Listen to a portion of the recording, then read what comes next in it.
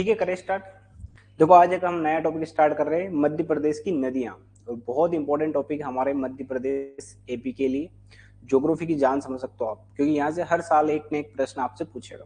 ठीक है, तो हम बेसिक कंसेप्ट के साथ सारी चीज पढ़ेंगे नदियों के बारे में। तो सबसे पहले हम ये जानेंगे कि अच्छा एक नदी होती है तो उससे कौन कौन सी टर्मिनोलॉजी है, शब्दावलियां हैं जो हमें बार बार पढ़ने में आएगी। जैसे अपवाह तंत्र क्या होता है, नदी द्रोणी क्या होता है, ठीक है, अपवाह प्रतिरूप क्या होता है। क्योंकि एग्जाम में इस टाइप से प्रश्न आ जाएगा कि नर्मदा नदी का अपवाह तंत्र कैसा है। हम रट तो लेते हैं पर थोड़ा सा हम समझने का प्रयास करेंगे, ताकि मान लो ऐसी किसी नदी का उसने पूछ लिया जो हमने नहीं पढ़ा है, पर फिर भी हम अगर कंसेप्ट से लगाना चाहेंगे तो बड़ा आसान रहेगा।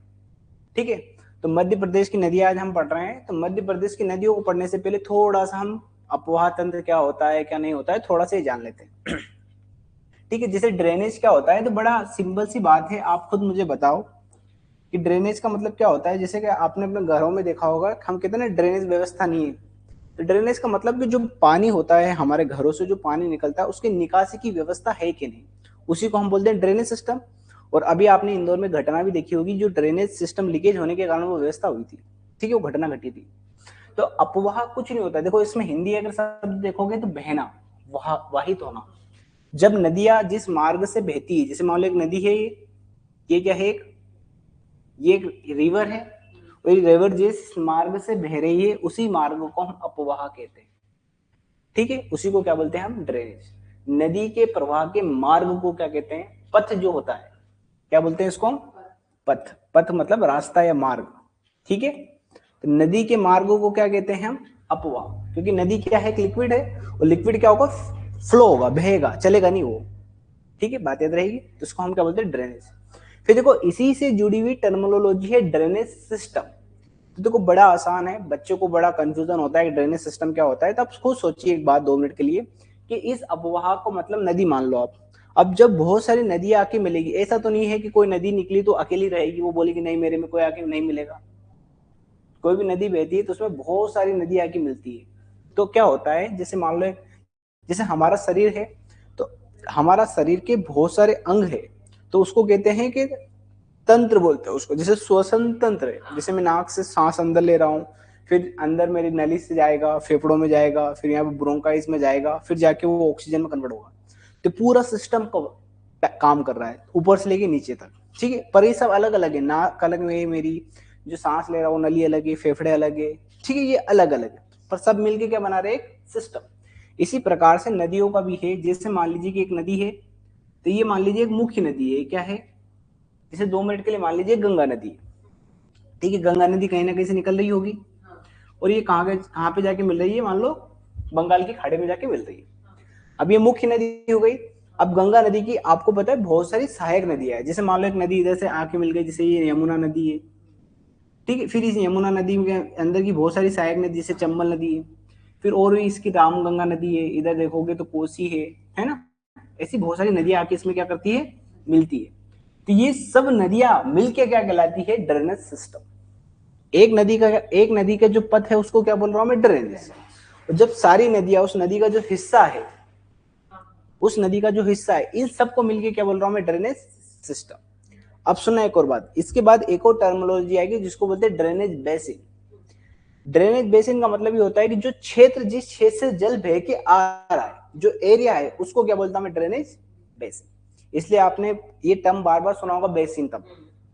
तो याद रहेगा, इसको नदी द्रोणी बोलती है, या अपवाह द्रोणी बोलते हैं। हिंदी में द्रोणी बोलते हैं, इंग्लिश में इसको बेसिन बोलते हैं। बेसिन का मतलब होता है क्षेत्र। थोड़ी टेक्निकल टर्म है बेसिन। बेसिन को सिंपल हम एरिया भी कह सकते हैं, पर नदी की भाषा में, हम ज्योग्राफी की भाषा में इसको क्या बोलते हैं, बेसिन। तो बेसिन क्या कहलाएगा, जो रिवर से है मेरी, जहां से नदी बह रही है, तो उसका जो एरिया आएगा उसको बोलता हूं रिवर बेसिन, अपवाह क्षेत्र। बात याद रहेगी। ठीक है, अब इस रिवर बेसिन के अंदर भी और चीज आती है। जैसे एक होता है केचमेंट एरिया। केचमेंट एरिया का मतलब भी होता है कि इस नदी, जैसे गंगा नदी को कहां कहां से पानी मिल रहा है। तो ये क्या हो गया, इसका पूरा केचमेंट एरिया, कि यहाँ से इसमें नदी में पानी आ रहा है, ये कैचमेंट एरिया हो गया। अब देखो इस कैचमेंट एरिया को दो भागों में डिवाइड करते हैं। मान लो कोई नदी बड़ी है, जैसे गंगा नदी एक बड़ी नदी है, तो इसके कैचमेंट एरिया को क्या बोलूंगा मैं, रिवर बेसिन। और जो छोटा होता है, जैसे मान लो कोई छोटी नदी आके इसमें मिल रही है, तो उसको बोलता हूं मैं वाटर शेड। इसलिए आपने सुना होगा सरकार ने एक योजना भी चलाई थी वाटरशेड मैनेजमेंट, ताकि जो छोटी छोटी नदियां हैं उनके पानी को हम क्या कर सके, प्रिजर्व कर सके, रोक के उसको धरातल के अंदर हम क्या कर सके, स्टोर कर सके।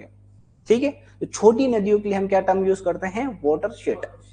ठीक है, वाटरशेड का एक और मतलब भी बताऊंगा मैं आगे होता है, ये बात याद रहेगी।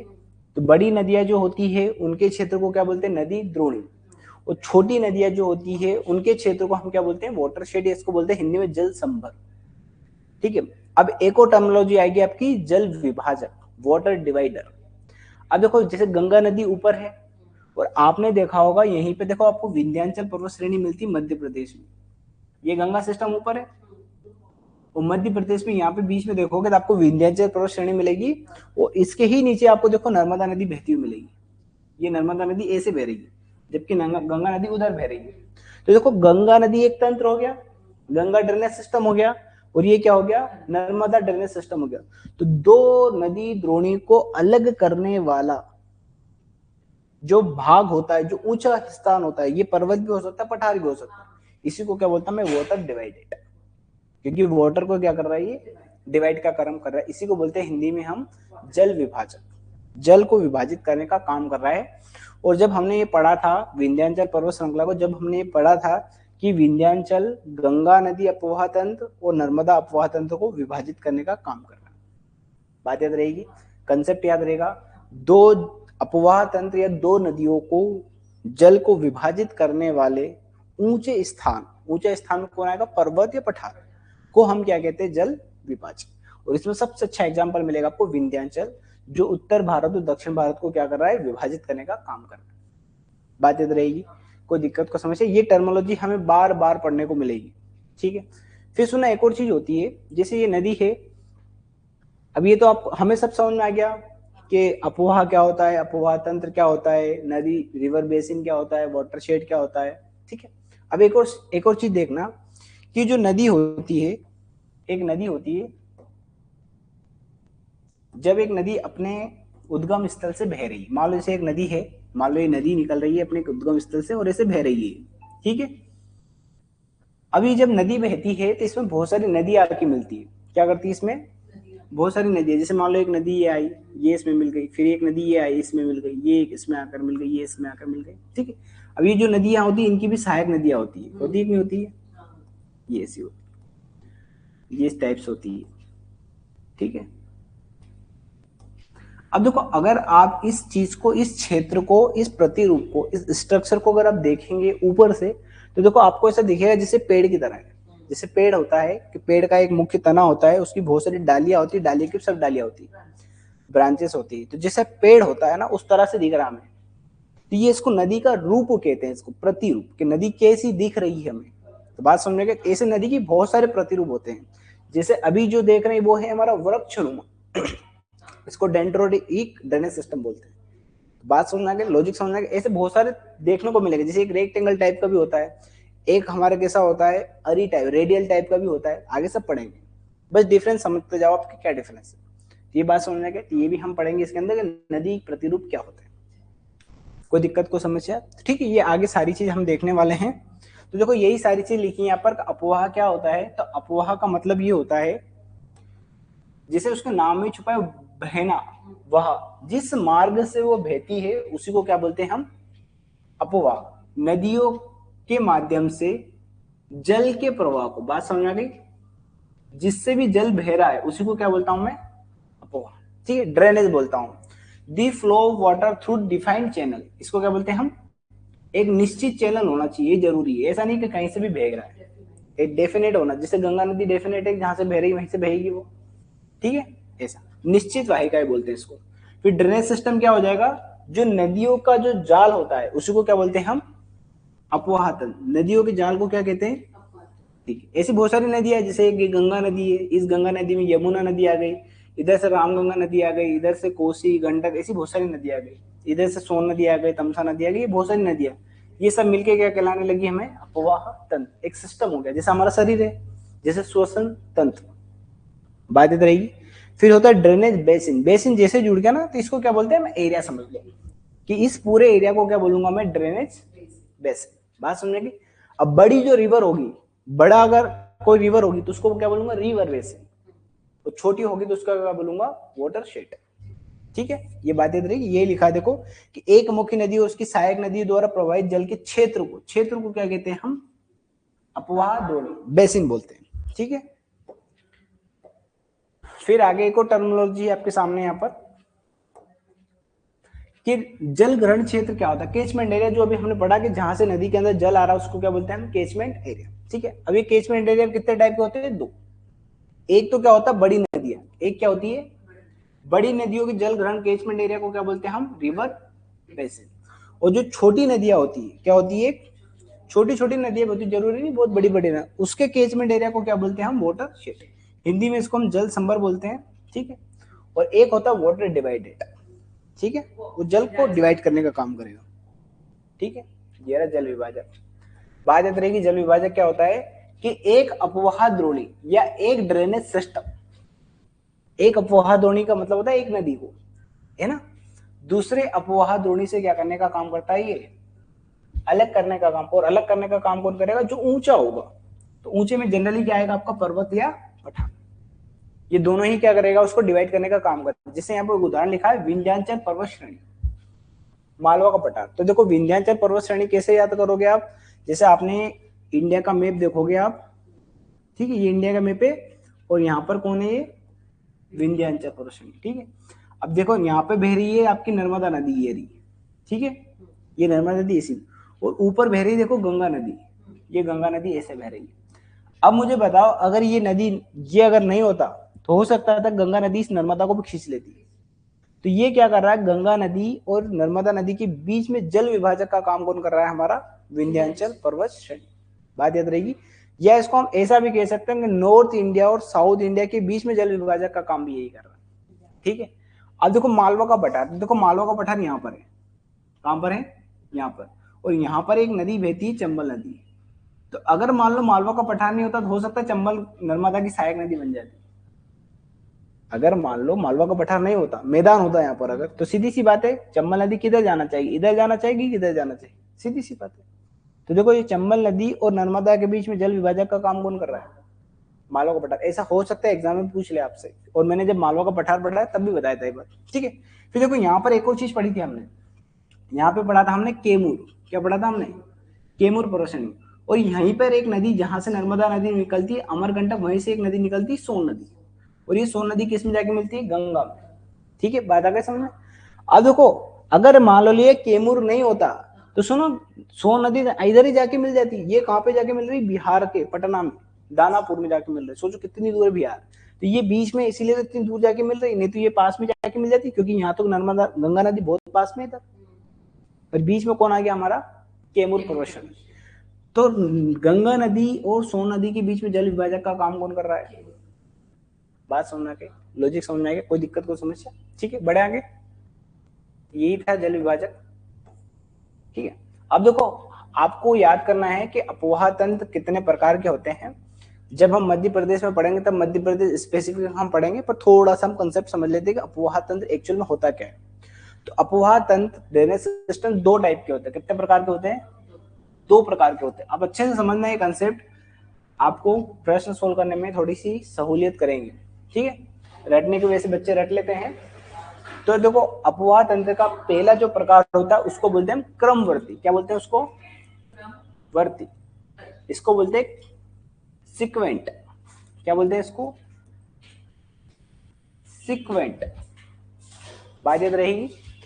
अब देखो नाम में छुपा है क्रमवर्ती, हाँ, जो सीक्वेंस का अनुसरण कर रहा है। अब सीक्वेंस का अनुसरण करने का मतलब ये है, जो नदियां ढाल का अनुसरण करती है, क्या करती है।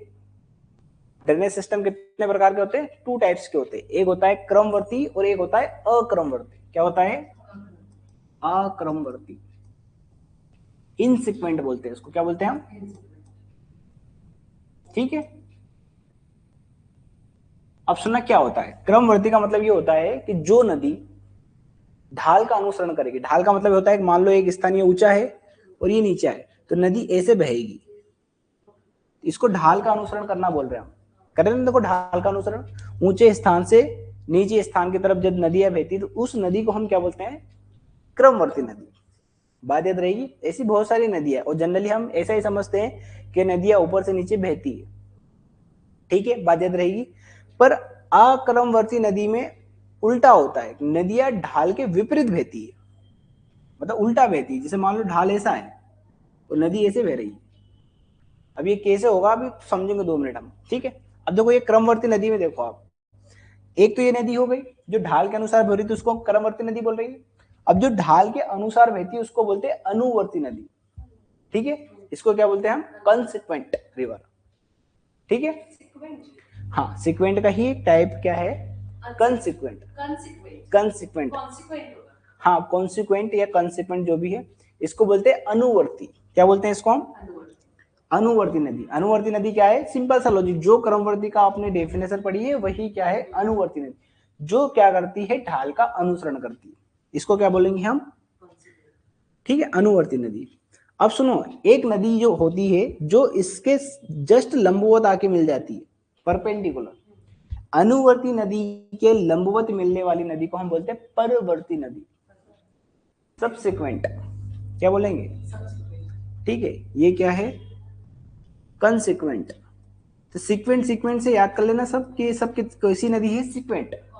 तो इसको हम हिंदी में बोलते हैं अनुवर्ती नदी। अब इसीलिए मैं ये समझाना इसीलिए चाह रहा हूं क्योंकि बार बार ये टर्मिनोलॉजी आप सुनने होगे कि फलानी नदी अनुवर्ती नदी, अनुवर्ती नदी। हमें ये पता होना चाहिए अनुवर्ती नदी होती क्या। अनुवर्ती का मतलब होता है क्रमवर्ती नदी, और क्रमवर्ती नदी का मतलब होता है जो ढाल का अनुसरण करे, ठीक है। जो ढाल का अनुसरण करे मतलब ऊंचे स्थान से नीचे स्थान की तरफ है, उसको क्या बोलते हैं हम? क्रमवर्ती नदी। और उसका एक प्रकार क्या है? अनुवर्ती नदी। इस अनुवर्ती नदी में जो नदी लंबवत आके मिल गई, देखो ये, इसको क्या बोलेंगे हम? परवर्ती। क्या बोलेंगे इसको? परवर्ती नदी। इसको बोलते हैं हम सबसिक्वेंट में, सब, ठीक है, बात याद रहेगी। अब सुनना, बात अच्छे से सुनना आप, ये जो परवर्ती नदी है इसमें कोई लंबवत आके मिले। अब देखो इसमें लंबवत आके मिलने वाली 2 नदी है, ऐसे भी तो लंबवत मिल सकती। लंबवत का मतलब होता है परपेंडिकुलर। तो या तो इस नदी के समानांतर बहे, जो मुख्य नदी अनुवर्ती नदी के समानांतर बहे, और किस में आके मिल रही है? परवर्ती नदी में। बात समझ? इसको बोलते हैं नवानुवर्ती। बात समझ? नहीं, न्यू नहीं, रिसिक्वेंट, ठीक है। हाँ, रिसिक्वेंट बोलते हैं उसको। क्या बोलते हैं? ठीक है, नवानुवर्ती। नवा, ये नदी कैसी है? नवानुवर्ती में तो समझ में आ गया कि अनुवर्ती के समानांतर है और परवर्ती में आके मिल रही है, तो समानांतर बह रही है। जिस दिशा में अनुवर्ती बह रही है उसी दिशा में कौन बह रही है? ये नदी भी। पर किस में जाके मिल रही है? परवर्ती में। तो इसको नवानुवर्ती बोल रहे हैं, इसको बोलते हैं रिसिक्वेंट। बात समझ आ गई? ठीक, ठीक है ना। और इसके जस्ट उल्टा आके मिले कि अनुवर्ती के विपरीत दिशा में बहे, ठीक है। तो ढाल का अनुसरण तो ढाल का ही करें, क्योंकि क्या है, पर्वत पठार होते हैं तो जरूर थोड़ी एक जैसा हो। जैसा ढाल होगा उसके अनुसार नदियां बहेगी अपना जल। तो अनुवर्ती नदी के समानांतर पर उसके विपरीत दिशा में बह रही, उसको बोलते हैं प्रत्यानुवर्ती या प्रति अनुवर्ती। अनुवर्ती का उल्टा क्या बोलते हैं इसको? बात याद रहेगी, प्रत्यानुवर्ती या प्रति अनुवर्ती। इसको बोलते हैं मैम ऑब्सिक्वेंट। बात याद रहेगी, ये बात समझ में आ गई। ये 4 प्रकार की नदियां होती है। मान लो कभी भी आपको कोई सी भी प्रकार की नदी आ जाए और उसके सामने ऐसा लग जाए अनुवर्ती नदी, जनरली आपको यही सबसे ज्यादा देखने को मिलेगी, अनुवर्ती नदी। और इसका मतलब सीधा सा होता है कि जब नदियां ढाल के अनुसार बहेगी ऐसी नदी को हम क्या बोलेंगे? अनुवर्ती नदी। बात याद आएगी। अब सुनो, ये देखो, ये देखो, आप इसको बोलते हैं क्रमवर्ती नदी, अक्रमवर्ती नदी। क्या बोल रहे हैं इसको? इनसिक्वेंट। और इनसिक्वेंट के भी 2 प्रकार होते हैं। कितने प्रकार होते हैं? 2। पहले तो समझ में आ गया, मतलब अक्रमवर्ती का मतलब क्या होता है? उल्टा। ऐसी नदी है जो ढाल के विपरीत बह रही, जैसे मान लो सामने पर्वत है और उसके अंदर से निकल गई, उल्टा कर दिया ना। आप भी तो ऐसा ही कर रहे हो ना, उल्टी धारा बह रहे हो, तभी तो एपी बनोगे। बात समझ आ गई। तो अक्रमवर्ती नदी, बात समझने का सबसे पहला लॉजिक समझने। अब ऐसा कैसे, बताओ, सोचने वाली बात है। आप खुद सोचो 2 मिनट के लिए। देखो मैं एक उदाहरण देता हूं आपको कि यहाँ पर है, देखो हिमालय, कौन है? हिमालय। और सुनो बात, जो सिंधु नदी है वो हिमालय के उस पार से निकल के आ रही है इधर, देखो ना। जबकि हिमालय तो कितना ऊंचा है? 8,848 किलोमीटर ऊंचा है। इतना ऊंचा है, फिर भी देखो सिंधु नदी बह रही कि नहीं बह रही, इधर आके बह रही ना, गंगा नदी भी तैसे बह रही है। तो ये क्या कर रही है, ढाल के विपरीत बह रही है, ठीक है। तो जो ढाल के विपरीत बहती है उसको क्या बोलते हैं हम, अक्रमवर्ती। इसमें भी कितनी नदियां होती है, दो, एक होती है परवर्ती, क्या होती है, परवर्ती, और एक को बोलते हैं अध्यारोपित, सुपर इम्पोज्ड। सर स्टेटमेंट में पूछेगा क्या ये सब, क्या बोल रहा हूँ, ऐसे स्टेटमेंट में पूछ लेते कि ये नदी जब ऐसी बहती तो इसको ये बोलते, ऐसे नहीं पूछेगा मैडम, कुछ भी नहीं पूछता ऐसा, पर आपको लॉजिक याद रखना है। लॉजिक याद करना अलग बात हाँ, है। जब हम नदी पढ़ेंगे मध्य प्रदेश की, कुछ मैं बोलूँ चंबल नदी, अध्यारोपित नदी, तब तो समझ में आना चाहिए। बाकी स्टेटमेंट बस समझ में आ गई, स्टेटमेंट में पूछेगा, इतना टफ नहीं पूछेगा, एमबीबीएस से खुद नहीं पता है कि क्या होता है, बात याद रहेगी। परवर्ती नदी समझ में आ गया। अब देखो यहाँ पे है, ये अलग है ना, ये परवर्ती, ये कुछ और है, ये परवर्ती अलग, सॉरी ये पूर्ववर्ती, परवर्ती नहीं है, क्या है ये, पूर्ववर्ती, है ना, दोनों में डिफरेंस है, ये परवर्ती है, पूर्ववर्ती। पूर्ववर्ती का मतलब अब देखो इसके नाम में छुपा है कि ऐसी नदी जो स्थल खंड के बनने से पहले से बह रही है। अब सुनो, हिमालय तो अभी बना है, इसके पहले बह रही थी सिंधु, गंगा, ब्रह्मपुत्र में पहले से बह रही है।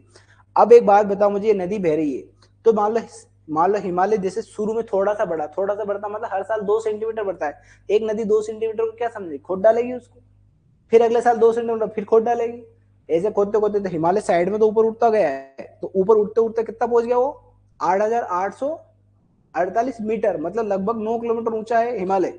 पर देखो आज भी तो बह रही है गंगा, आज भी तो बह रही है सिंधु, और आज भी तो बह रही है सतलज। तो विपरीत बह रही ना, तो विपरीत का मतलब समझना है कैसे बह रही है वो, स्थल खंड के बनने से पहले से बह रही है, क्योंकि हिमालय तो धीरे धीरे बढ़ा, नहीं ऐसा थोड़ी हिमालय एकदम आया रातों रात और बन के खड़ा हो गया, धीरे धीरे बढ़ता है। इसलिए आपने देखा होगा हिमालय की ऊंचाई अब भी बढ़ रही है, ठीक है, धीरे धीरे बढ़ता है। इसलिए तो हिमालय वाले क्षेत्र में भूकंप आते हैं, क्योंकि प्लेट क्या हो रही, टकरा रही है आपस में, ठीक है, इतना अंदर भी नहीं जाना आपको।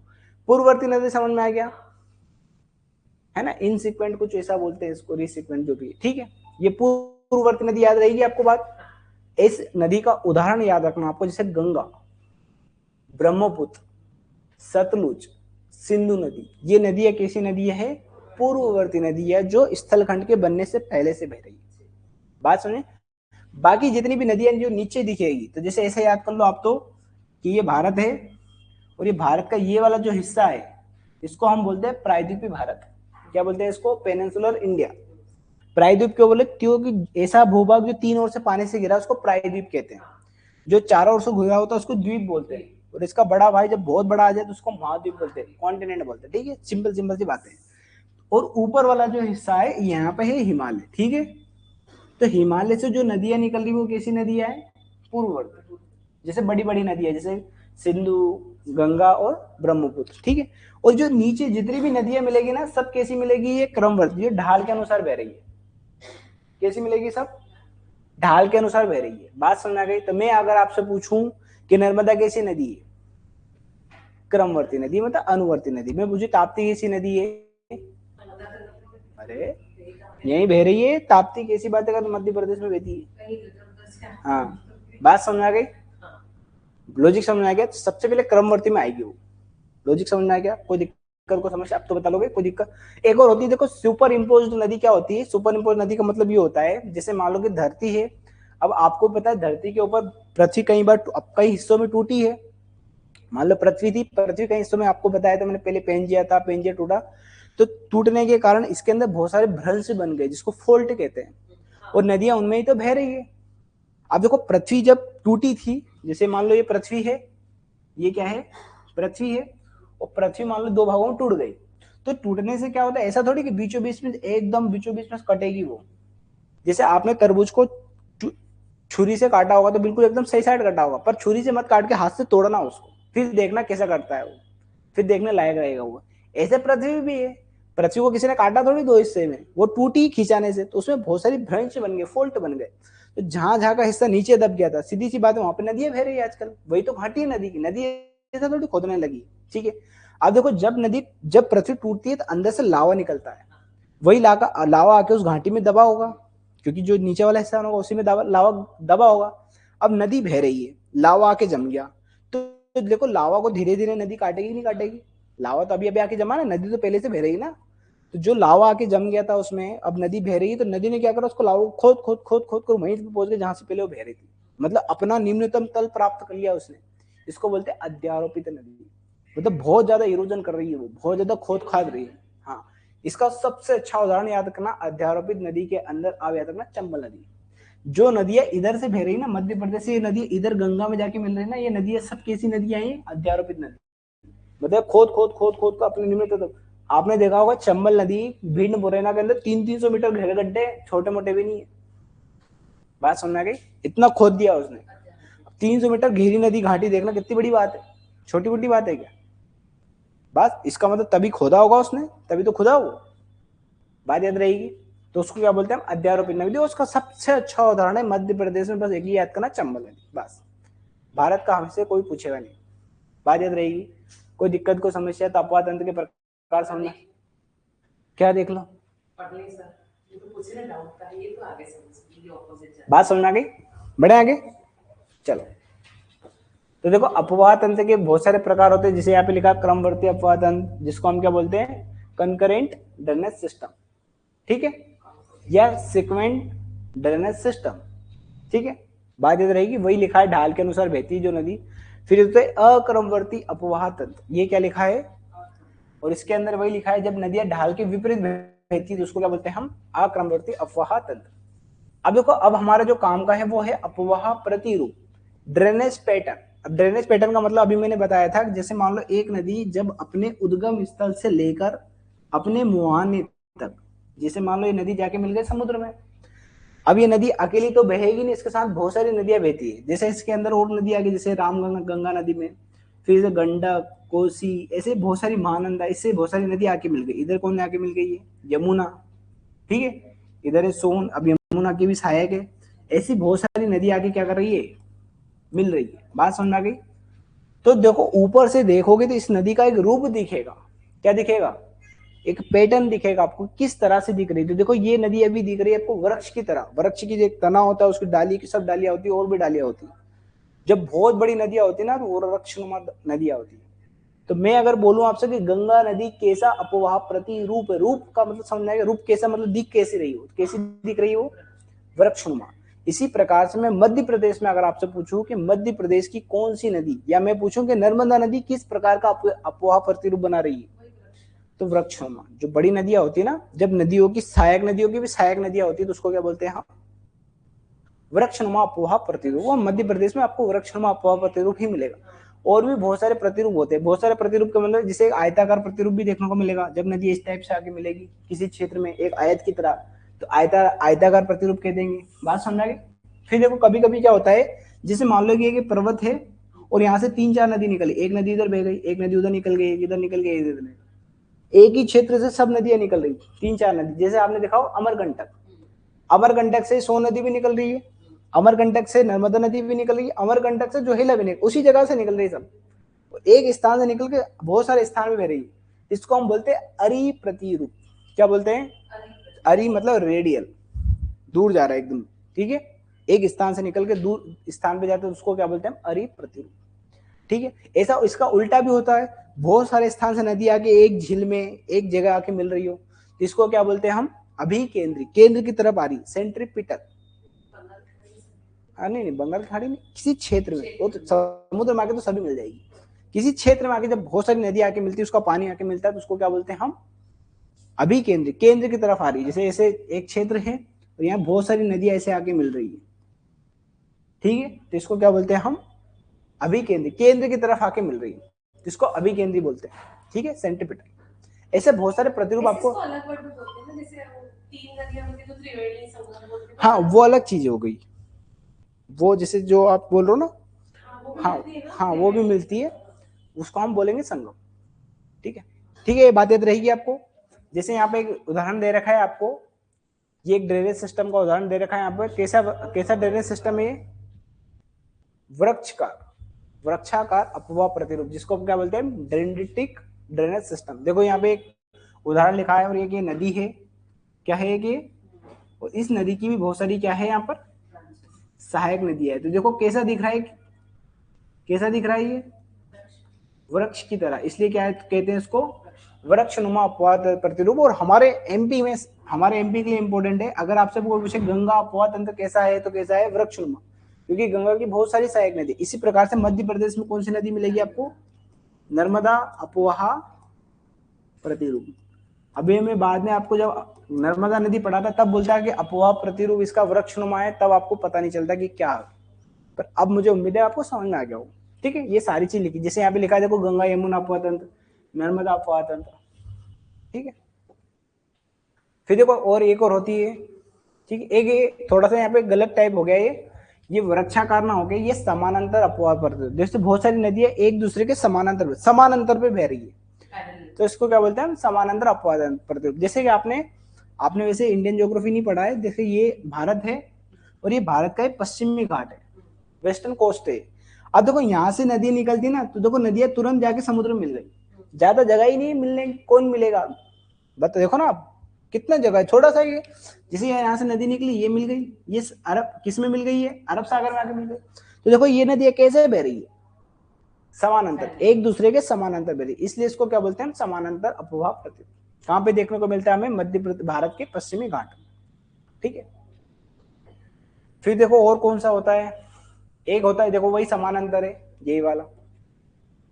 फिर देखो एक है जालीनुमा, जालीनुमा मतलब जाल की तरह, जाल देखी है आपने, मच्छरदानी देखी है घर में, बस देख लेना, एक दूसरे को गुथी हुई है, पता नहीं चल पा रहा कौन किस में जाके मिल रही है। ठीक है, हमारे मध्य प्रदेश में ऐसा कुछ भी देखने को नहीं मिलता है। फिर देखो एक है आयताकार, आयत देखा है आपने, आयत का मतलब क्या होता है, जिसके आमने सामने की भुजाएं क्या हो, समानांतर। आयत क्या होता है, यही तो होता है आयत, इस टाइप से होता है ना आयत, आमने सामने की भुजाएं क्या हो, बराबर, और एक दूसरे के क्या हो, समानांतर। ये भी एक रेक्टेंगल की तरह दिख रहा है। ठीक है, ऐसा प्रतिरूप देखने को मिलेगा तो उसको हम आयताकार बोल देंगे।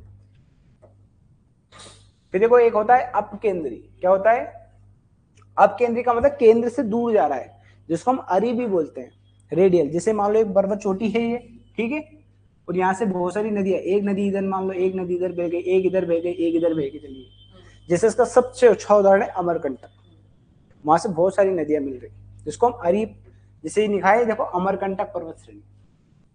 ठीक है, फिर देखो अभी केंद्री, बहुत सारे अलग अलग जगह से मिलकर एक ही जगह में मिल जाए, केंद्र की तरफ आगे मिल जाए, इसको क्या बोलते हैं हम, अभी केंद्री, इसको बोलते हैं सेंट्रीपिट।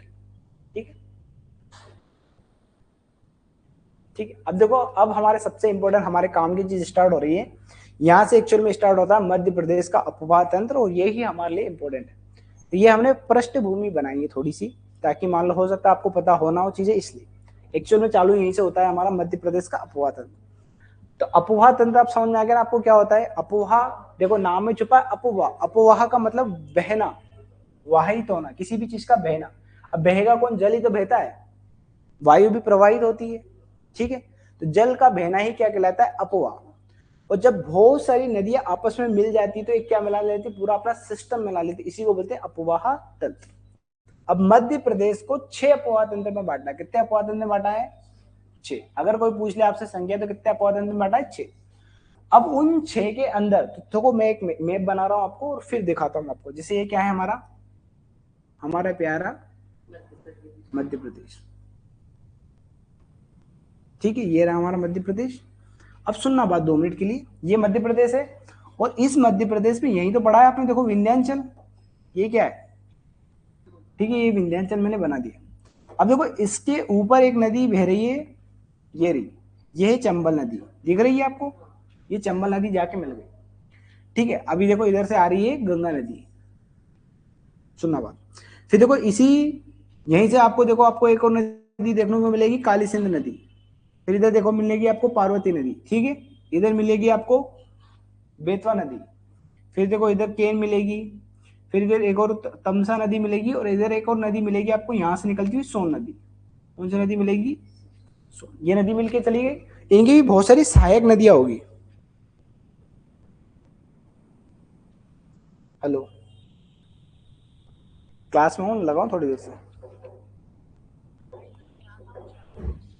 ठीक, ठीक है, ठीक, ठीक है, ये बात हो गई। अब देखो इसके नीचे कौन सी नदी बह रही है आपकी, ये देखो यहां पर बह रही है आपकी नर्मदा नदी, देखो यहाँ से निकल रही नर्मदा नदी, और ये कौन सी नदी है, ये नर्मदा नदी इधर बह रही है।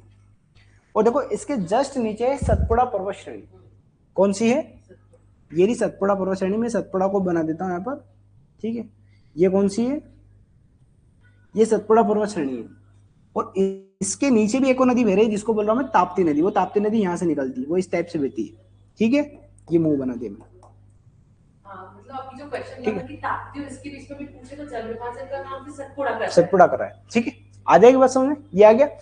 फिर देखो यहाँ पे भी एक नदी बहती है, यहाँ पे बहती है इधर बेनगंगा नदी। कौन बहती है, ये बेनगंगा इधर बहती है, और बेनगंगा की बहुत सारी सहायक नदी है, ठीक है। ये हो गया, आपको दिख गया। अब सुनना बात 2 मिनट के लिए। ये जो मैंने बताया आपको कि मध्य प्रदेश के अंदर कितने अपवाह तंत्र है, 6। अब देखो उन 6 को भी मैं 2 भागों में डिवाइड कर सकता हूँ, क्योंकि आपको पता है जो नदियां होती है या तो बंगाल की खाड़ी में जाके मिलेगी या वो अरब सागर में जाके मिलेगी। इधर कौन है, बंगाल खाड़ी, इधर कौन है, अरब सागर। तो मैंने इस 6 को भी कितने भागों में बांट दिया है, 2। 6 कितने हैं, 6, 6 में भी 2 को। तो देखो उधर है बंगाल की खाड़ी, इधर है कौन, अरब सागर। तो इसीलिए ऐसा बना रहा हूं मैं। तो अरब सागर में मिलने वाली, क्या लिखा मैंने, मैं इसलिए ऐसा बता रहा हूं क्योंकि बच्चों को सिंबल जब पढ़ा देते हैं हम कि मध्य प्रदेश से अपवाह तंत्र को 6 भागों में बांटा है, और जब प्रश्न ऐसा आ जाता है कि निम्नलिखित में से कौन सा अपवाह तंत्र अरब सागर में नहीं मिलता है, या कौन निम्नलिखित में से कौन सी नदी जो अरब सागर का हिस्सा है, बच्चा ये नहीं बता पाता, सोच ही नहीं पाता। इसलिए मैप दिखा रहा हूं यहाँ पर आपको। तो अरब सागर में गिरने वाली नदियां, ठीक है। और एक कौन आ जाएगी, बंगाल की खाड़ी, खाड़ी की शाखा, ठीक है।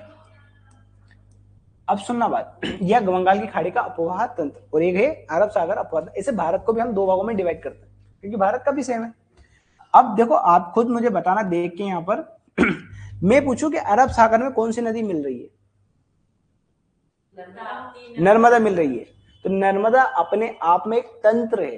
देखो नर्मदा यहां से निकली और समुद्र में जाके मिली, इसलिए नर्मदा को क्या बोल रहा हूं मैं, नर्मदा अपवाह तंत्र। और नर्मदा की आपको पता है 41 सहायक नदियां है। कितनी सहायक नदियां है, 41। उसके अंदर बहुत सारी सहायक नदियां, उनको नहीं कहेंगे अपवाह तंत्र, उनका छोटा अपवाह तंत्र। अपवाह तंत्र कौन होगा, हाँ। तो क्या कहलाएगा, सबसे पहला नर्मदा अपवाह तंत्र, बात याद रहेगी। फिर देखो इसके जस्ट नीचे देखोगे तो आपको एक और दिखेगा, ये कौन है, ताप्ती नदी। इसको बोलता हूं ताप्ती अपवाह, बात याद रहेगी। फिर देखो एक और नदी है यहाँ पर यहाँ पर धार्मिक तहसील है सरदारपुर, और यहाँ से एक नदी निकलती है, उसका नाम है माही। और ये भी जाके किसमें मिल जाती है, अरब सागर में जाके, अरब सागर में, इसलिए बोल रहे हैं इसको माही अपवाह तंत्र। कौन सा है ये, माही। माही का नाम तो सुना ही होगा आपने, इसका नाम है, बताओ, अरे महेंद्र सिंह धोनी का, नरेंद्र मोदी जी का मत कर देना, ठीक है, बात रहेगी। हाँ, कर्क रेखा को 2 बार करती है, अभी पढ़ेंगे आगे बात। ये बात समझ लगे, 3 अपवाह तंत्र हो गए। अब देखो 3 और बचे 3 और बचे। तो देखो सुनो बात, ये जो नदियां मिल रही है ऊपर वाली, देखो ना, ये किस नदी में जाके मिल रही है, गंगा में, इसलिए इसको क्या बोलूंगा मैं, गंगा अपवाह तंत्र। अब सुनो बात, खास बात ये है कि मध्य प्रदेश की बहुत कम नदी है गंगा नदी में जाके मिल रही, 2 ही तो नदी है गंगा में, एक तो है तमसा और एक सोनी है। ये गंगा की भी सहायक नदी है यमुना, उसकी सहायक नदियां है। तो या तो मैं ऐसा बोलूं यमुना अपवाह तंत्र, या मैं ऐसा बोलूं कि गंगा यमुना अपवाह तंत्र। बात समझ आ गई, एग्जाम में कर लोगे आप सही। वो एक्चुअल में गंगा यमुना अपवाह तंत्र बोलते हैं इसको, क्योंकि गंगा की सहायक यमुना है और यमुना की सहायक मध्य प्रदेश, इसको बोलते हैं एक्चुअल में। वैसे तो बोलना चाहिए इसको गंगा अपवाह तंत्र, ठीक है, बात समझ आ गई। पर उसकी भी सहायक नदियों में जाके मिले, इसलिए इसको गंगा यमुना अपवाह तंत्र बोल रहे हैं हम। तो कौन सा अपवाह तंत्र आएगा पहले नंबर पर, गंगा यमुना, ठीक है। अब सुनो, एक्चुअल में देखो मैं तो ऐसा बताता हूँ इसको, जनरली तो पढ़ाने वाले गंगा यमुना अपवाह तंत्र पढ़ा देते हैं, पर ज्यादा टेक्निकल क्या वो तो बनना है गंगा अपवाह तंत्र, क्योंकि गंगा अपवाह तंत्र का ही क्या है ये हिस्सा। बात समझेगी। अब देखो इस गंगा अपवाह तंत्र के भी बहुत सारे उपतंत्र है, सब सिस्टम है। कैसे, जैसे ये जो नदियां किसमें जाके मिल रही है, यमुना में, तो यमुना एक क्या हो गया इस गंगा का उपतंत्र। बात समझ आ गई। तो गंगा यमुना अपवाह तंत्र में भी एक प्रकार क्या आ गया, यमुना उपतंत्र। और इस उपतंत्र के भी प्रकार आपसे पूछे कि इसके अंदर कौन सी नदी मिल रही थी, देखो चंबल नदी आके मिल रही है। फिर देखो और भी नदी आके मिले। अब देखो चंबल की भी बहुत सारी सहायक है, वो नहीं लिखेंगे क्योंकि चंबल अपने आप में फिर अलग हो जाएगी। फिर देखो यहाँ पे आप देखोगे तो आपको पार्वती मिलेगी, ठीक है। फिर इधर देखोगे आपको तो सिंध नदी मिलेगी। फिर इधर आपको मिलेगी बेतवा नदी। फिर आपको इधर मिलेगी केन नदी। ये अलग ही जाके मिल रही है इसमें यमुना। फिर देखो एक और चीज देखो, आप देखो यहाँ पर एक है तमसा नदी, जिसको हम टोन्स भी कहते हैं। ये डायरेक्ट जाके गंगा में मिल रही है। तो ये गंगा का एक क्या हो गया, उपतंत्र।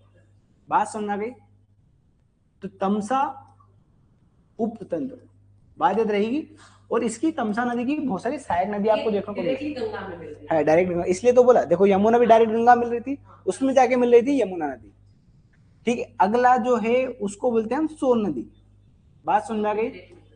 सोन उपतंत्र, बात समझ आ गई। मैं अभी आपको एक प्रश्न बताऊंगा, एमपीपीएससी 2020 के अंदर एक प्रश्न आया था, सब हिल गए थे उसमें, जबकि बहुत सिंपल प्रश्न था वो। मैं बताऊंगा प्रश्न क्या था और क्या क्या उसके ऑप्शन थे और बच्चों ने क्या क्या लगाया और क्या क्या सर फोड़े उसमें, बाद में आंसर क्या निकल के आया, ठीक है। ये इसीलिए आया क्योंकि कंसेप्ट पढ़ते नहीं, हम रट लेते थे चंबल नदी चंबल नदी, जरा सा प्रश्न पूछा उसने बस बच्चा हिल गया, ठीक है। इसलिए कंसेप्ट बहुत जरूरी। कंसेप्ट के बिना अगर आप कोई घर बनाओगे ना, तो कोई फूक भी मारेगा ना तो घर इधर या इधर रुकेगा। अगर मजबूत होगा ना आपका घर, तो भले भूकंप भी आ जाएगा ना, तो फिर भी आप स्थिर रहोगे। वही वाली बात है। मान लो अगर फेंकते पढ़ के गए और मान लो पेपर आ गया फेंकते, तो ठीक है। मान लो थोड़ा सा कंसेप्ट पर आप बाहर, एक साल की मेहनत आपकी बेकार गई। बात सुनना गई। इसलिए कंसेप्ट जरूरी है। और आप दूसरों से आगे कैसे बढ़ोगे, ऐसे ही तो बढ़ोगे। हर कहीं नहीं पढ़ाते एक दिन में सारी नदियां खत्म कर दी, देखना आप जाके कहीं पे, ठीक है। फिर दूसरा, अब देखो एक तो हो गया गंगा यमुना अपवाह तंत्र, ठीक है। अब देखो इसी बंगाल की खाड़ी में एक और नदी जाके मिल रही है, जिसको बोलते हैं हम गोदावरी नदी। नीचे है वो, मतलब मध्य प्रदेश की कोई सी भी नदी गंगा मतलब बंगाल की खाड़ी में जाके नहीं मिल रही, वो किसी दूसरी नदी की सहायक। तो भारत का नीचे वाला हिस्सा देखोगे ना, जैसे ये भारत है, ये क्या है, भारत। भारत में यहाँ पे एक नदी बहती है जिसको बोलते हैं गोदावरी। ये दक्षिण भारत की सबसे बड़ी नदी। जैसे उत्तर भारत की सबसे बड़ी नदी, भारत की सबसे बड़ी नदी कौन है, गंगा नदी। ऐसे दक्षिण भारत है, ये कौन सा भारत है हमारा, दक्षिण भारत। और इसकी सबसे बड़ी नदी कौन है, गोदावरी। और इसी में यही तो है ऊपर मध्य प्रदेश। इसी गोदावरी नदी में मध्य प्रदेश की कुछ नदी आके मिलती है। तो देखो मध्य प्रदेश की कोई सी भी नदी बंगाल की खाड़ी में कहां गिर रही है, तो ये जो नदी में मिल रही है उसको तो पढ़ेंगे हम। इसको बोलते हैं गोदावरी अपवाह तंत्र। बात समझना की क्या बोलेंगे इसको हम दूसरे नंबर पे, महाराष्ट्र में मिलती है ना। हाँ, गोदावरी अपवाह तंत्र। बात समझ आ गई। Godavari drainage system. और इसके अंदर मध्य प्रदेश की बहुत सारी नदियां मिलती है, जिसको बोलेंगे उपतंत्र। जैसे आपको मिलेगी बेन गंगा, ये सबसे इंपॉर्टेंट है, बेन गंगा नदी ये बह रही है। अब और भी बहुत सारी नदी है इसी बेन गंगा बेन गंगा की बहुत सारी सहायक नदी मिली। जैसे आपको यहाँ मिलेगी पेंच, पेंच हमने नेशनल पार्क पढ़ा था। फिर वहीं पे एक और नदी बह रही है कानन, ठीक है। फिर यहीं पे एक और नदी मिलेगी आपको वर्धा। ऐसी बहुत सारी नदियां मिलेगी, ऐसी 5 और नदियां मिलेगी। इसकी सब, इसके तो 3 है, इसके कितने हैं, 5। बात समझ गए। फिर देखो एक और नदी है यहाँ पर जो अमरकंटक है ना, यहाँ से एक नदी निकलती है जिसको बोलते हैं महानदी। पर एक्चुअल में ये कहाँ है, छत्तीसगढ़ के अंदर। इस महानदी, अब ये मध्य प्रदेश में नहीं है, निकल रही है अमरकंटक, क्योंकि अमरकंटक तो छत्तीसगढ़ में फैला हुआ है। इस महानदी की एक छोटी सी नदी है जो मध्य प्रदेश से निकलती है, उसका नाम है हंसदो। बात समझ गई। बस वो छोटी सी नदी में आकर मिल रही, इसीलिए पढ़ते हैं हम महानदी अपवाह तंत्र। बात याद रहेगी। हाँ, महानदी क्या है, अपवाह तंत्र। और इसमें भी एक नदी बस याद कर लेना आप, हंसदो या हंसदो, हंसदो या रोदो, हंसदो एकमात्र नदी है। तो जो सुनना बात, अब ये हो गए 6 अपवाह तंत्र। अब एक्चुअल में जैसे हम पढ़ते हैं मध्य प्रदेश में अपवाह तंत्र, तो सबसे पहले हम पढ़ते हैं गंगा यमुना अपवाह तंत्र, क्योंकि मध्य प्रदेश का सबसे बड़ा अपवाह तंत्र कौन सा है। बात समझ। अपवाह तंत्र का मतलब पूरे ये क्षेत्र लेंगे, देखो ना आप खुद ही देखो, यहाँ पर दिखेगा आपको, दिखा, अरे दिखा। मध्य प्रदेश का सबसे बड़ा अपवाह तंत्र अगर मैं पूछूं तो कौन है, गंगा यमुना अपवाह तंत्र। तो सबसे पहले नंबर पे किसको पढ़ेंगे हम, ठीक है। फिर दूसरे नंबर पे देखो नर्मदा। नर्मदा की 41 सहायक नदियां है। तो देखो दो तरीके से सहायक नदी है। जैसे गंगा नदी ऐसे बह रही, मतलब नर्मदा नदी ऐसे बह रही ना, तो देखो नर्मदा नदी की डायरेक्शन अपने आप को खड़ा करना और देखना मेरा लेफ्ट कौन सा है, ये क्या है मेरा लेफ्ट। इधर से बहुत सारी नदी आके मिल रही है। बात समझते, इधर से कितनी नदी आके मिल रही है, 22। और ऊपर क्या है मेरा दाया, तो ऊपर से 19 नदी आके मिल रही है। हो सकता है ऐसे डाटा ही पूछ ले आपसे कि दाएं तरफ से कितनी नदी मिल रही। आजकल तो ये पूछने लगा दाएं तरफ से कौन सी नदी आके मिल रही है, पहले पूछता था नर्मदा, अब तो नर्मदा की सहायक पूछने लगा। पूछ पूछ के थक गया नर्मदा, क्या पूछे बेचारा। बात समझ आ गई। तो पहला क्या पढ़ेंगे हम, गंगा यमुना अपतंत्र। उस गंगा यमुना अपतंत्र के अंदर सारी नदी पढ़ेंगे। चंबल को पढ़ेंगे हम, फिर चंबल की भी सहायक नदी है, जैसे आपने काली सिंधु सुना होगा, इसी की शिप्रा सुना होगा आपने, शिवना सुना होगा, ये सहायक नदी है। ठीक है, फिर जैसे आगे हम पढ़ेंगे पार्वती नदी, ये भी चंबल की सहायक है। फिर आगे जाके पढ़ेंगे हम सिंध नदी, बेतवा नदी, फिर इनकी कुछ सहायक नदी। ठीक है, ये सब इंपॉर्टेंट हमारे लिए, बात याद रहेगी। दूसरे नंबर पर किसको पढ़ेंगे हम, नर्मदा अपतंत्र। और जैसा मैंने अब ये जो क्रम बता रहा हूं मैं, इसको क्रम से याद करना कि सबसे बड़ा कौन सा है, फिर उससे छोटा, फिर उससे छोटा। हाँ यही 6। तो सबसे बड़ा कौन है, गंगा यमुना। दूसरे नंबर पे कौन है, नर्मदा अपतंत्र। अब सुनो, बहुत सारी बुक में बहुत सारे डाउट है।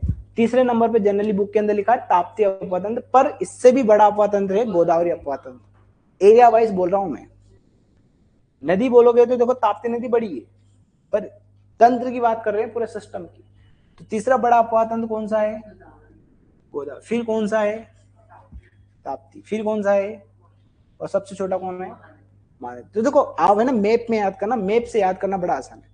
देखो पहले नंबर पर, दूसरे नंबर पर, तीसरे नंबर पर, चौथे नंबर पर, पांचवें नंबर पर और छठे नंबर। बात समझ आ गई, नंबर याद रहेगा। ये कौन सा अपवाह तंत्र है, गंगा यमुना अपवाह तंत्र। ये कौन सा तंत्र है, नर्मदा अपवाह तंत्र। ये कौन सा अपवाह तंत्र है, गोदावरी। जनरली हम ताप्ती को पढ़ते हैं तीसरे नंबर पर बड़ा अगर पूछे तो कौन है, गोदावरी। फिर है ताप्ती, फिर है महाई, फिर है महानदी। बात याद रहेगी, तीनों याद रहेगा, सबसे ज्यादा इंपॉर्टेंट। अब सुनो बात, एमपीपीएससी 2020 की जो बात कर रहा हूं मैं, वहां पे एक प्रश्न ये आया था। प्रश्न ये था कि चंबल नदी किस नदी तंत्र का हिस्सा है। इससे बोले तो यमुना, और अगर मेरी पूछे तो गंगा। हमें कुछ नहीं पता, बस प्रश्न ये है। ठीक है, प्रश्न क्या है कि चंबल नदी किस नदी तंत्र का हिस्सा है। ऑप्शन था सबसे पहले गंगा, दूसरा ऑप्शन था यमुना, तीसरा ऑप्शन कुछ और था, चौथा ऑप्शन कुछ और था। बस इन दोनों में आंसर बता दो तुम तो मुझे।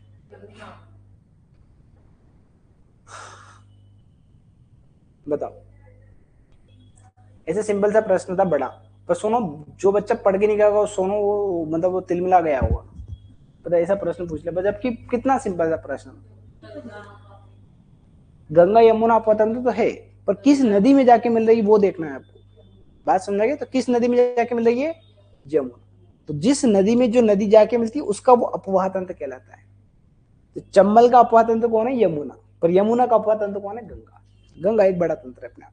लॉजिक समझ में आ गया आप। मैं पूछू यमुना का तंत्र बताओ तो गंगा है, चंबल का बताओ तो। मैं अगर इसी प्रकार से अगर आपसे पूछ लूं कि सोन नदी का अपवाह तंत्र बताओ, टोन्स का बताओ, ये तमसा का बताओ तो गंगा। अब तो नहीं करोगे ना गलत कभी भी। जो नदी जिस नदी में जाके मिल रही है उसी का वो क्या कहलाएगी, तंत्र है, हिस्सा। बस हाँ बेटा, यमुना नदी है यहाँ पर है, देखो दिखी, दिख गई। चलो ठीक है, बात ये रहेगी। ये अगर आपने पढ़ लिया ना तो मतलब आधी जंग जीती है आपने। क्यों, क्योंकि यही तो पढ़ेंगे आगे जाके हम, कुछ भी नहीं है। मैप में, ज्योग्राफी में सबसे अच्छी बात यही है कि उसको देख लो। और सुनो, हमारा दिमाग इतना पावरफुल है, अगर हम किसी चीज को देख लेते हैं तो हो सकता है पुनर्जन्म हो फिर भी पहचान लो आप। कुछ लोग होते हैं ना ऐसे, जो मतलब उनको पुरानी चीज याद आ जाती है, मेरे पिता कौन थे, मेरी माता कौन थी, कहानी सुनी होगी आपने, वो इसी टाइप का है। हो सकता है उसका दिमाग बहुत काम कर रहा हो। हाँ बिल्कुल जाके मिलेगा। हाँ ये यहाँ पे यमुना है। हाँ अरे साउथ से नॉर्थ नहीं बोलेंगे मैडम, कैसी बातें करते हो, चंबल नीचे है, यहाँ से निकल रही चंबल। चलो आगे बढ़ेंगे, अभी टेंशन मत लो इतना, मैं भी दिखाऊंगा। मैं ये बात समझ में आ गई, पिक्चर समझ में आ गई, क्या होता है तंत्र और कौन सा किस तंत्र का हिस्सा है और कैसे क्रम में हम पढ़ेंगे। आपको इनके अपवाह तंत्र का आपको एरिया पता नहीं भी होगा ना, बस क्रम याद कर लेना, क्योंकि एरिया आपसे कोई नहीं पूछेगा किसका एरिया कितना है, बस आपसे क्रम पूछ लेगा। हो सकता है कि मैं ऑप्शन में आपको 4 अपवाह तंत्र दे दूं और मैं बोल दूं उनको आरोही क्रम में बताओ। आरोही क्रम का मतलब होता है क्षेत्रफल के बढ़ते क्रम में बताओ। तो सबसे पहले छोटा, फिर उससे बड़ा, फिर उससे बड़ा, फिर सबसे बड़ा। मैं बोलूं अवरोही क्रम में जमाओ, तो सबसे बड़ा, फिर छोटा, फिर छोटा, फिर छोटा। कितना सिंपल है, बता, कर देंगे, लगा के आ जाएंगे। ठीक है, क्रम याद रहेगा। कोई दिक्कत, कोई समस्या, बढ़े आगे। अरे बढ़े, हाँ तो बोला करो आप लोग यार, ये मैप बनाए किसी काम का नहीं बचा है, देख लो नहीं तो। चलो इसके नीचे भी एक और मैप बनाया है। अरे ये देखो, देखो मैडम, अरे हमारी आंखों को पिक्सल बढ़ाओ थोड़े, ठीक है। अरे दिख रहा है आपको क्या? दिख नहीं रहा है? ये दिख रहा है पूरा ये। अब तो है ना, मतलब कोई आंखें फोड़ भी देना तो दिख जाना चाहिए कहाँ पे क्या बना है। हाँ, अरे यूं फोटो नहीं देखना है आप, इसीलिए तो पहले दिखाया है सब कुछ। ये रहा नर्मदा, नहीं है अरे सर जहाँ पे लाल लकीर मारी, ये लाल लकीर ऊपर वाले के लिए। क्या है ये? गंगा यमुना अपवाह तंत्र, गंगा यमुना अपवाह तंत्र। और इसमें देखो ये जो नदी दिख रही है, ये चंबल, ये है काली सिंध। देखो इसी चंबल में जाके मिल रही है काली सिंध। तो मैं अगर पूछूं काली सिंध का तंत्र बताओ, चंबल, चंबल का तंत्र बताओ, यमुना का बताओ। बात समझ गई? लॉजिक अब तो नहीं करोगे ना गलत। फिर देखो इधर ही पास में जाओगे तो देखो ये काली सिंध के बाद ये पार्वती। पार्वती बताओ किसमें जाके मिल रही है? अरे मैडम मत करा करो ऐसा यार, अटैक आ जाएगा नहीं तो यही मुझे। ये ऊपर है चंबल, तो मतलब यमुना तो बहुत ऊपर है, यूपी में। मध्य प्रदेश में मत ले आना, ये सब मध्य प्रदेश है, ठीक है। फिर देखो यहाँ पर है, क्या है ये? सिंध। सिंधु मत कर देना, सिंधु उधर बह रही है पाकिस्तान में, भारत में कश्मीर में और पाकिस्तान, ठीक है। सिंधु बहुत बड़ी नदी है, सिंध है तो ये विदिशा से निकलती है, ठीक है। फिर देखो ये रही बेतवा, दिखी बेतवा। फिर देखो इधर दिखेगी आपको केन, कहीं दिखाया है केन को बेचारी को? ये रहा केन, ठीक है। और देखो इन दोनों को ही मिला रहे हैं, इसलिए इसको बोल रहे हैं केन बेतवा लिंक परियोजना। और अभी वर्तमान में सरकार ने एक और नदी को जोड़ दिया है, देखो यहाँ पर है पार्वती, ये रही पार्वती, और पार्वती को जोड़ दिया था चंबल से, जिसको बोलते हैं पार्वती चंबल लिंक परियोजना। बहुत बड़ी परियोजना है ये, देखो कितनी बड़ी हो। इससे सबसे ज्यादा फायदा मध्य प्रदेश और मतलब राजस्थान को पहुंचेगा, जबकि इससे किसको पहुंचेगा फायदा? मध्य प्रदेश और उत्तर प्रदेश को। ऐसे पूछ लेता प्रश्न कि कौन सी कौन दो नदियां, किन दो नदियों की सहायक नदियां है। बात समझना गई? अब देखो ये केन की भी सहायक नदियां है, अब बाद में पढ़ेंगे। ये है देखो तमसा नदी, और देखो ये यमुना में नहीं मिलाई उसने, ये किस टोन्स लिखी थी? हाँ टोन्स ही, टोन्स या तमसा, दोनों नामों से। और ये कौन है? सोन। कहाँ पे जाके मिल रही है? अरे गंगा में जाके मिल रही है, बिहार में, पटना में, दानापुर में। क्या होगा आप लोगों को? कोई भी मत मिला था ना गंगा में मिल रही, पर ये पास में जाके मिल जाती है यहीं पर, ठीक है। जबकि ये बहुत दूर क्यों मिलती है? बहुत दूर क्योंकि यहीं पर क्या है? केमूर, केमूर पर्वत श्रृंखला। तो हो सकता है आपसे पूछ ले कि टोंस नदी को, यमुना नदी को विभाजित करने का काम कौन कर रही है? केमूर। बात समझा गई? इधर देखो ये नीचे है नर्मदा और ऊपर है चंबल, दोनों को विभाजित करने का काम कौन कर रहा है? मालवा का पठार। ये पढ़ाया था सब, पढ़ते लिखते नहीं हो बस। ये बात समझ में आ गई? ये कौन है? नर्मदा। नर्मदा नहीं बोलना है आपको, तो क्या बोलना है? माँ नर्मदा, ठीक है।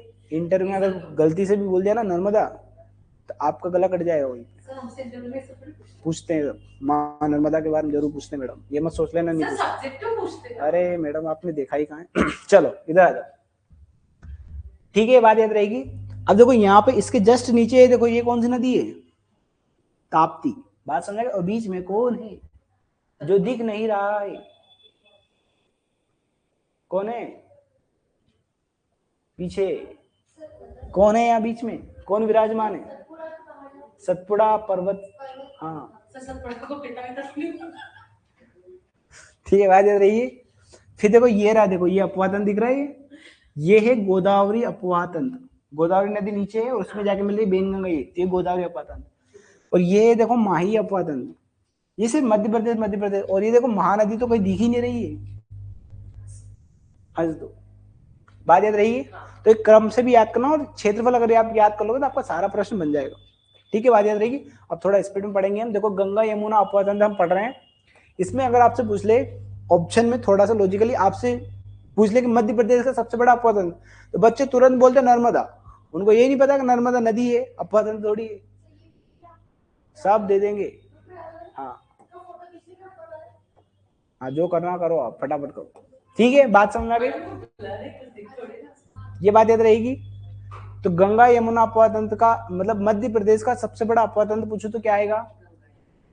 बात समझेगा? नर्मदा नदी मतलब, नर्मदा नदी मध्य प्रदेश की सबसे बड़ी नदी है, जबकि मैं क्या बोल रहा हूँ? अपवाह तंत्र। समझ में आ जाएगा? समझ में आया? तंत्र मतलब बहुत सारी नदियों का जाल है, बहुत सारी नदी है ना, देखो ना, आपने देखा भी होगा। ये बात समझ आ गई। और अगर मैं पूछूं कि इसका ढाल बता दो ये कहां पर है, तो देखो एक तो उत्तर में और उत्तर पूर्व इधर फैला हुआ है। कभी ऐसा कथन कारण में आ जाए तो बड़ा आसान है बताना, ये कोई याद करने की चीज नहीं। फिर देखो मध्य प्रदेश, अब गंगा नदी का अपवादन तो बहुत बड़ा है, मध्य प्रदेश में कितना है, तो 1.8 लाख वर्ग किलोमीटर। और ये भी याद करने की आवश्यकता नहीं, एक दो बार पढ़ोगे ना आपको याद हो, तो आप तो इतना याद करना 2 लाख वर्ग किलोमीटर के लगभग लगभग है। ठीक है, बात याद रहेगी। और इसके अंदर कितने तंत्र है, 3। कितने तंत्र है, 3। 3 तंत्र में सबसे पहला आता है यमुना। यमुना एक क्या है, उपतंत्र। गंगा एक तंत्र है, उसका उपतंत्र कौन है, यमुना। और यमुना की सहायक नदी कौन है, चंबल। और यही प्रश्न था कि चंबल नदी किस नदी का अपवाह तंत्र है, तो याद क्या है, कौन आंसर आएगा, यमुना। ठीक है, कितना सिंपल सा, कितना छोटा सा प्रश्न था, पर बिना कंसेप्ट के पढ़ा था तो बच्चे एकदम, मैं कह रहा हूँ ना, हिल जाता है जरा सा प्रश्न आता है। फिर आपसे सिंध नदी, अब देखो चंबल की सहायक नहीं पढ़ना क्योंकि चंबल का तंत्र आ जाएगा वो, तो फिर कौन आएगी, जो यमुना में मिल रही है वो कौन है, फिर कौन है, फिर कौन है, केन। तो ये हमारे लिए 4 नदी इंपॉर्टेंट है, किसके लिए इंपॉर्टेंट है, गंगा यमुना अपवाह तंत्र के अंदर। तो बात समझ आ गई, क्या क्या पढ़ेंगे, सबको नंबर वाइज पढ़ेंगे चारों। ठीक है, फिर कौन है, टोन्स। इसका दूसरा नाम तमसा। इसकी बहुत सारी सहायक ने, बिहेड़, ओदा, महाना। ठीक है, फिर देखो कौन है, सो नदी। और सो नदी की सहायक कौन है, जोहिला, बनास, रिहंद और गोपर। ये छोटी छोटी नदी है, बहुत बड़ी बड़ी नदी है। बड़े आगे, अरे बड़े। ठीक है, पहले नंबर पर हम पढ़ रहे हैं, मतलब पहला नंबर हमने पढ़ लिया, दूसरा नंबर हम पढ़ रहे हैं नर्मदा अपवाह तंत्र। तो सबसे पहला फैक्ट तो यही किया, मध्य प्रदेश का दूसरा सबसे बड़ा क्या है, अपवाह तंत्र है। अब देखो नर्मदा नदी का अपवाह तंत्र हमारे लिए बहुत ज्यादा इंपॉर्टेंट है, क्योंकि नर्मदा नदी से कुछ भी पूछ सकता है। बात समझ आ गई, इसलिए सब याद करेंगे नर्मदा नदी। बात समझ आ गई, ठीक है मैडम। इसलिए तो यहाँ पे कुछ भी नहीं छोड़ना है। तो सबसे बड़ा, दूसरा सबसे बड़ा अपवाह तंत्र कौन है, नर्मदा अपवाह तंत्र। फिर याद रखना कि नर्मदा का टोटल जो अपवाह तंत्र, अब देखो नर्मदा नदी मध्य प्रदेश में बहती है, फिर देखोगे आप तो गुजरात में भी बहती है, थोड़ा सा उसका हिस्सा महाराष्ट्र में भी आता है, ठीक है, ऐसे बहती है वो। तो मध्य नर्मदा नदी का कुल क्षेत्र कितना है, 98796 वर्ग किलोमीटर टोटल है। कितना है नर्मदा का अपवाह तंत्र, टोटल है।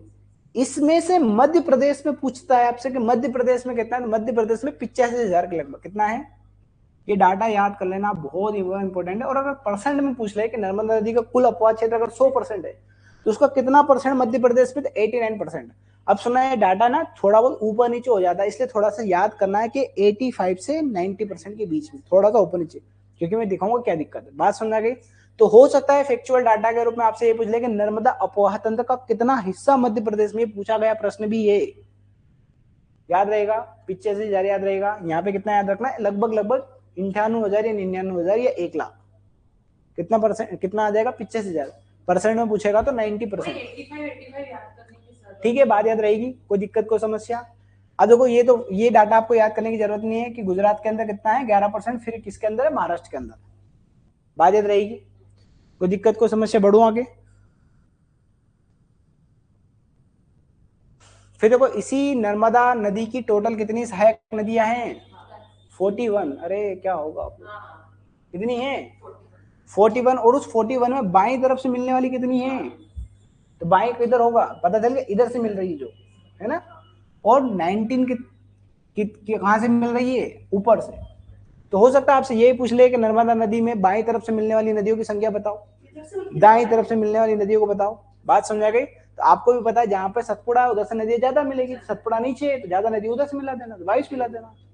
बात समझ आ गई, लॉजिक समझ में आ गया। और ये सहायक नदी कुछ लिखा है बाद में आगे, जब नर्मदा नदी पढ़ेंगे पूरा पोस्टमार्टम करेंगे उसको। नर्मदा नदी सबसे ज्यादा इंपॉर्टेंट है।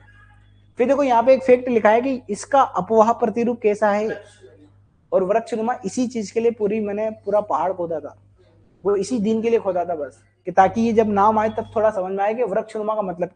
देखो यहाँ पे छुपाई है रूप, किसी दिखती है ऊपर से देखने पर, तो जैसे ये नर्मदा नदी है, ये क्या है, नर्मदा नदी। और इस नर्मदा नदी बहुत सारी, जैसे यहाँ पे आप देखोगे तो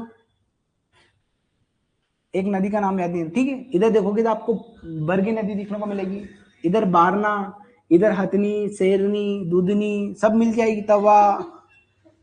ठीक है, बात रहेगी ये इस टाइप से।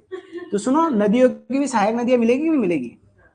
तो देखो ऊपर से जब देखोगे ना, नर्मदा नदी को ऊपर थोड़ा, अगर मान लो कहीं किस्मत हुई आपके ऊपर जाके देखने की, तो देखना नर्मदा नदी को ऊपर से तो आपको ऐसी दिखेगी वृक्ष की तरह, इसलिए रूप कैसा है, वृक्ष की तरह है। तो हो सकता है आपसे पूछ ले कि नर्मदा नदी का अपवाह प्रतिरूप कैसा है, बता दो कि वृक्षनुमा, कंफ्यूजन तो नहीं, वृक्ष की तरह दिखता है वो, रूप का मतलब समझना है। जबकि पूछ रहे नर्मदा नदी किस प्रकार की नदी है, बता, अनुवर्ती नदी है, ढाल के अनुसार बह रही है, आगे डिफरेंस समझना है।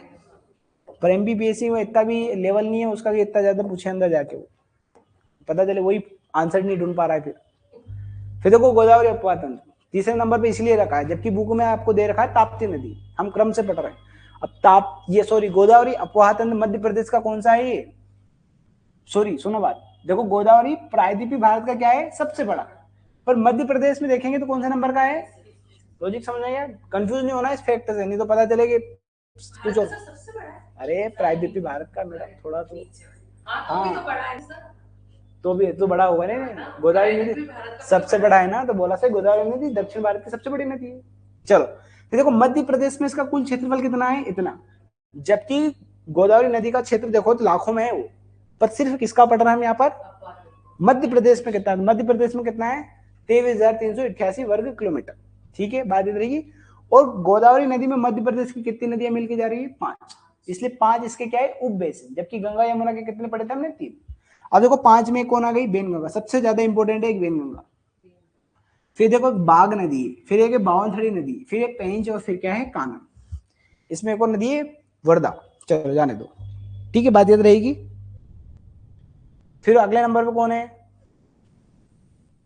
ताप्ती अपवाह तंत्र। तो ताप्ती अपवाह तंत्र कुल मतलब ये याद करोगे तो मध्य प्रदेश का दूसरा सबसे छोटा, अरे सॉरी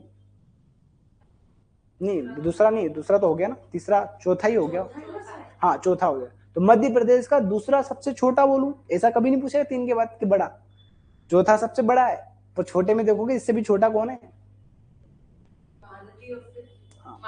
माही, ठीक है, बात याद रहेगी, कोई दिक्कत कोई समस्या, तो चौथे नंबर की जो भी है। तो ये याद हो गया, कितना क्षेत्रफल है ये याद कर लेना आप, कितना है, तो ताप्ती नदी का कुल क्षेत्रफल है 65,000, बात समझा गई, पर मध्य प्रदेश में तो कमी है, देखो 9,800, लॉजिक समझ आ गया। तो कुछ लोग क्या करते हैं, उधर जो 23,000 है ना उसकी तुलना इससे कर देते हैं वो, तो ये ज्यादा है, तो जबकि उल्टा है ना, टोटल है उसका इतना ही मध्य प्रदेश में, बात याद रहेगी। ये प्रमुख सहायक नदियां हैं, बाद में आराम से पढ़ेंगे। और ये क्या लिखा है, क्या होता है, अभी ही पढ़ाया है, कौन सी हाँ। तो बात समझा कि अनुगामी अपवाह तंत्र का मतलब ये होता है कि जो नदियां ढाल के अनुसरण करती है, ढाल के अनुसार बहती है, उसी को तो अनुगामी अपवाह तंत्र कहते हैं, या इसी को अनुवर्ती भी कह सकता हूं मैं, बात समझा कि इसलिए डरना नहीं है, नर्मदा नदी भी तो अनुवर्ती ही होगी, अनुगामी ही होगी, बात समझ। तो इतना से याद करना, मध्य प्रदेश की जितनी भी नदियां सब कैसी है, अनुगामी या अनुवर्ती नदी है। चंबल नदी का याद करना, वो कैसी है, अध्यारोपित। सो नदी कैसी है, अध्यारोपित, जो नर्मदा में ऊपर जाके जो मिल रही है ना वो कैसी है, अध्यारोपित, खोद खोद खोद खोद के निकल रही है, उधर जा रही है ना ऊपर उल्टी, बात याद रहेगी, कोई दिक्कत को समस्या, ये इसीलिए पढ़ाया था मैंने आपको, ठीक है। फिर देखो माही अपवाह तंत्र, तो माही अपवाह तंत्र क्या है, ये देखो कुल अपवाह क्षेत्र कितना है इसका, इतना, मध्य प्रदेश में कितना है, देखो 7,188 वर्ग किलोमीटर, ठीक है, बात याद रहेगी। इसकी कुछ सहायक नदियां है, और ये जो माही नदी जब हम पढ़ेंगे तब याद करना, माही नदी को ही राजस्थान में क्या बोलते हैं, 56 का मैदान बोलते हैं, हो सकता है ऐसा प्रश्न पूछ ले आपसे, ठीक है। तो माही के अपवाह क्षेत्र को ही राजस्थान में हम क्या कहते हैं, 56 का मैदान, जैसे इंदौर में 56 दुकान है ना, खाया है कभी कुछ जाके, ठीक है, बनने के बाद खाएंगे इधर, नामी भी, अरे बहुत फेमस है, मेम ले जाएगी इसी दिन, उनको बोलना, ठीक है। माही अपवाह तंत्र, ठीक है, यह मध्य प्रदेश का क्या है, सॉरी महानदी, मध्य प्रदेश का क्या है ये, सबसे छोटा, हो सकता है आपसे पूछे मध्य प्रदेश का सबसे छोटा अपवाह तंत्र महानदी, ठीक है। इसका कुल क्षेत्रफल मध्य प्रदेश में कितना है, देखो 154 वर्ग किलोमीटर, उसकी भी एक सहायक नदी कौन है, हसदो, ये हसदो इधर देख लो, बात याद रहेगी, कोई दिक्कत को समस्या। अब देखो कल से हम स्टार्ट करेंगे मध्य प्रदेश की नदियां, तो मुझे लगता है, उम्मीद है मुझे कि आपको कंसेप्ट पूरा पता चल गया होगा कि कौन सी नदी क्या है। ठीक है, आज के लिए इतना ही काफी। करें बंद।